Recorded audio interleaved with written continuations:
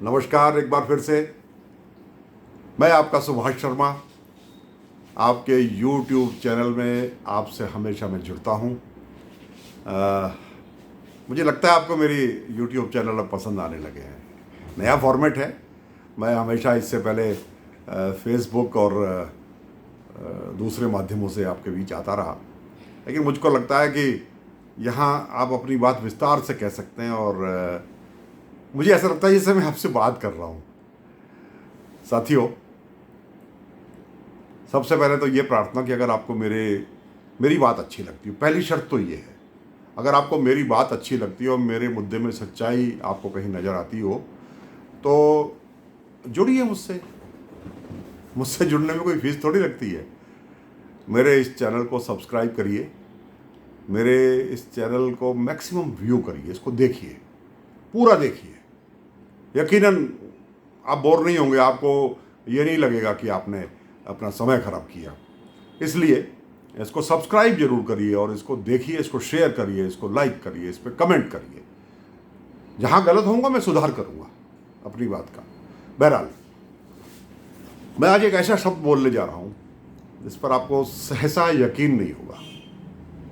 जो आज का विषय है, बोलूँ आपसे, एक वाक्य है, पूर्व मुख्यमंत्री सुविधा अधिनियम। नहीं आया समझ में? पूर्व मुख्यमंत्री सुविधा अधिनियम जानते क्या है और ये किसने बनाया? 42 कुर्बानियां दे के हजारों हजार महिलाओं ने, माताओं ने, बहनों ने, छात्रों ने, कर्मचारियों ने, वकीलों ने, व्यापारियों ने जो कुर्बानियां दे के, जो संघर्ष करके जो हमारा उत्तराखंड राज्य बना था और जिस विधानसभा को हम अपने मंदिरों से ज़्यादा मानते थे, ये उस विधानसभा में पास हुआ एक विधेयक है। ये उसका नाम है और ये नाम मैंने नहीं रखा, ये नाम त्रिवेंद्र सिंह रावत जी के दिमाग की उपज है, ये उनकी सरकार ने रखा है। क्या रखा है? पूर्व मुख्यमंत्री सुविधा अधिनियम। ऐसे लगता है जैसे इंग्लैंड की महारानी को क्या क्या अधिकार देने हैं, कितनी सुविधाएं देनी है, कितने नौकर चाकर देने हैं, कहाँ पर कितनी बड़ी कोठी उनको देनी है, कितनी गाड़ियाँ उनको देनी है सुरक्षा के साथ साथ, और आजीवन देनी है। किन मुख्यमंत्रियों को? जो सत्ता से हट गए। शायद मैंने गलत शब्द इस्तेमाल कर लिया। सत्ता से कौन हटता है? कौन मुख्यमंत्री सत्ता से हटता है? आखिरी सांस तक सत्ता में रहना पसंद करते हैं लोग। वो मुख्यमंत्री जिन्हें लात मार के या तो उनकी पार्टी ने या उनके विधायकों ने या जनता ने भगाया, ये उनको सुविधा देने के लिए है ये अधिनियम। इसमें क्या है आगे विस्तार से बताऊंगा। और इस अधिनियम में बार बार कभी सुप्रीम कोर्ट, 3 बार हाई कोर्ट, और कल फिर सुप्रीम कोर्ट से जो सरकार को झाड़ पड़ी है और जो इस अधिनियम को सुनने तक से इनकार कर दिया, इसको असंवैधानिक मान करके सरकार से कहा गया है कि आप इन पूर्व मुख्यमंत्रियों से किराया वसूलिए, इनसे कोठी, उसमें रहने का, उस कोठी के मेंटेनेंस का, उस कोठी के नौकर चाकरों का, वहाँ के माली का, वहाँ के सफाई कर्मचारी का, वहाँ की बिजली का, पानी का, सीवर का, गाड़ियों की मेंटेनेंस का, गाड़ी के तेल का, गाड़ियों की ड्राइवरों की तनख्वाह, ये सब आप और हम दे रहे हैं। कब से दे रहे हैं ये आपको बताना चाहता हूं।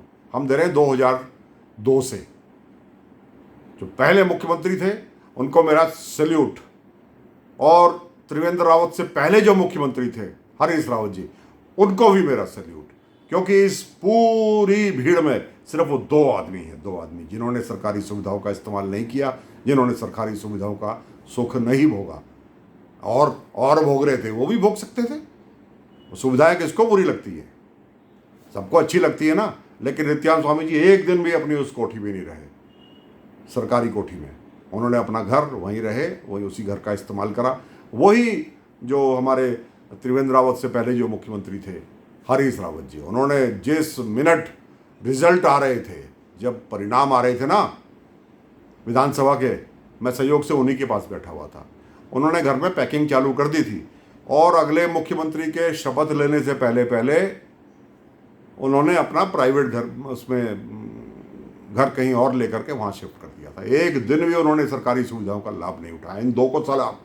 लेकिन भगत सिंह कोश्यारी जी, जो सिर्फ अगले विधानसभा चुनाव कराने के लिए सरकार बनी थी कि विधानसभा चुनाव करके अंतरिम सरकार, बगैर चुनाव के सिर्फ मनोनीत सरकार थी नित्यानंद स्वामी जी की, उसको भी उन्होंने कार्यकाल पूरा नहीं करने दिया भगत सिंह कोश्यारी जी ने।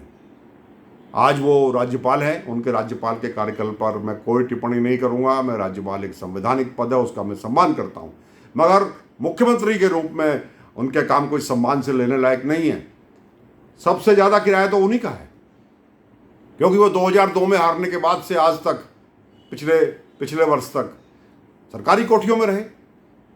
लाखों रुपया उनका बकाया है, उसके बाद नारायण दत्त तिवारी जी का बकाया है, उसके बाद के जनरल बीसी खंडूरी जी का, जिनको हम सोचते हैं और आप और हम एक धारणा बना करके बैठे हुए हैं कि जनरल बीसी खंडूरी से ज़्यादा सिद्धांतवादी कोई व्यक्ति नहीं है, मगर ये लोभ उन्होंने भी किया। उसके बाद निशंक जी का तो कहना ही क्या है, वो तो रहे ही रहे, सबके सामने रहे।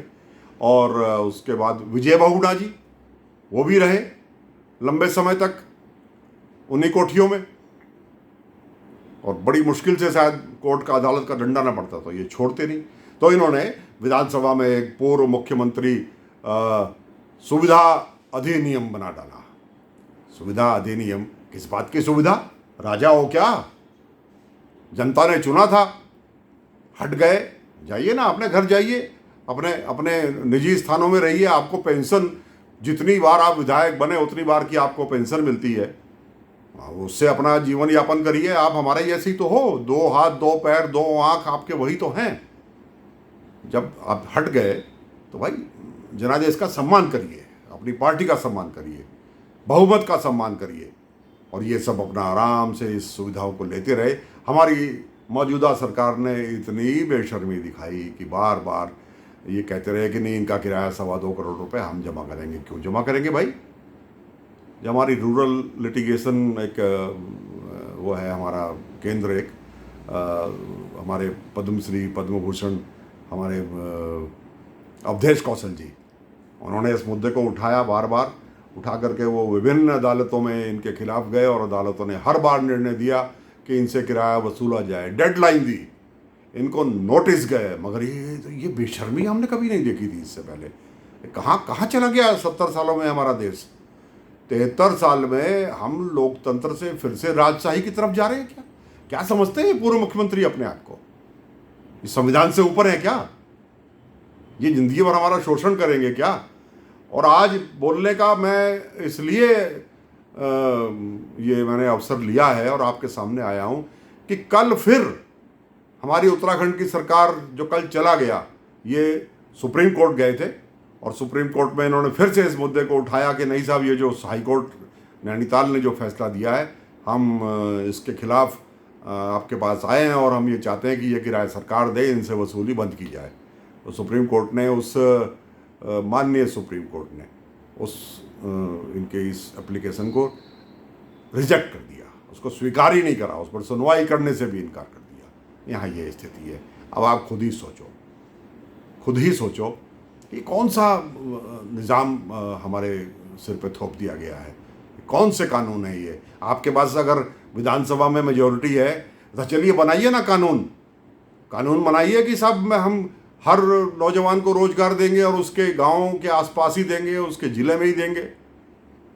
क्यों नहीं बनाते? उसका इस्तेमाल यहाँ करिए। आप उसका नाजायज़ फ़ायदा इस काम में उठा रहे हैं क्योंकि आज वो विजय बहुगुणा जी भी भाजपा में चले गए, आपके कोश्यारी जी भी भाजपा में थे, हटेंगे जिस दिन गवर्नर पद से फिर भाजपा में लौटेंगे। ये कभी दल नहीं छोड़ा करते।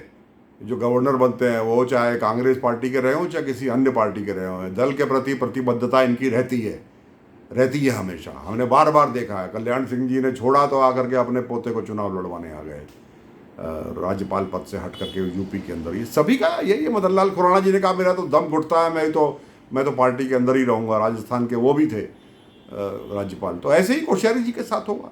वो हैं, बहुगुणा साहब हैं, और निशंक जी हैं, खंडूरी जी हैं, ये सबके सब भारतीय जनता पार्टी के लिए काम कर रहे हैं, और सुविधा इनको हमसे चाहिए। आ रहा है, अपनी पार्टी से मांगिए ना। आपको सुविधा चाहिए तो अपनी पार्टी से मांगिए, बहुत पैसा है तुम्हारी पार्टी के पास, और रिंग रोड पर इतना बड़ा कैंपस आपने यहाँ पर कब्जा रखा है पार्टी बनाने के, कार्यालय बनाने के नाम पर। उसमें बनाइए ना कोठी, उसमें बनाइए हॉस्टल, एक वहाँ रखिए अपने पूर्व मुख्यमंत्रियों को, वहाँ आप उसको रखिए या किसी को रखिए, उसमें तो हमको ऐतराज़ नहीं है। मगर हमारी सरकारी सुविधाएं जो दी जाएं वो हमारे पैसे से नहीं दी जाएंगी किसी पूर्व मुख्यमंत्री को। ये हम चुनौती देने आए हैं। माननीय त्रिवेंद्र सिंह रावत जी, बार बार आप जो ये कोशिश कर रहे हो इससे बाज आइए। हम आपको चेतावनी दे रहे हैं और पूरी जनता की ओर से चेतावनी दे रहे हैं। अगर आपको लगता है कि इस चेतावनी में कहीं ना कहीं आप भी इसमें हिस्सेदार बनना चाहते हो तो मेरी आप सबसे प्रार्थना है, कृपया करके इस मुहिम के साथ जुड़िए, इस पर अपना कमेंट करिए, इस पर अपना लाइक करिए। और अंत में एक बार फिर कहना चाहता हूं कि सब्सक्राइब जरूर करें मुझे, क्योंकि सब्सक्राइब करेंगे तो आपको इधर उधर से मेरी ये जो वार्ता है ये मांगनी नहीं पड़ेगी। मैं कोई प्रोफेशनल नहीं हूं, मैं आपके बीच का आदमी हूं, लेकिन आपकी दर्द को समझ के, आपकी जो भावना है, मैं उसको आवाज़ देने का काम करना चाहता हूं। तो मेरी आवाज़ को दम दीजिए, अपनी आवाज़ को दम दीजिए, इसको सब्सक्राइब करिए। आपका एक बार फिर से बहुत बहुत नमस्कार।